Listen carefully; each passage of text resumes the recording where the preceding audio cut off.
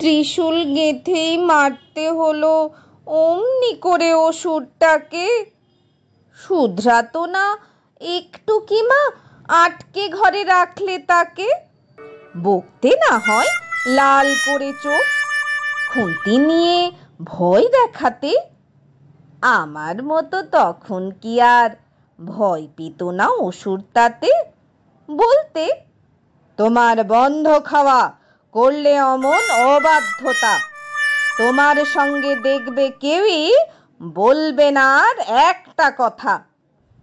দুর্গা ঠাকুর দেখতে তাতে দুকান ধরে বলতো অসুর, हाय माई जी, गलत हुआ, माफ कीजिए हमार कसूर।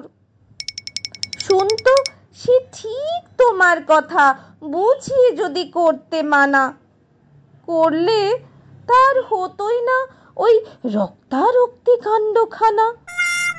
কিন্তু মাগো করলে কি, বুঝিয়ে বলার পন্থা ছেড়ে সঙ্গ দোষে গোয়ার হওয়া অসুরটাকে ফেললে মেরে।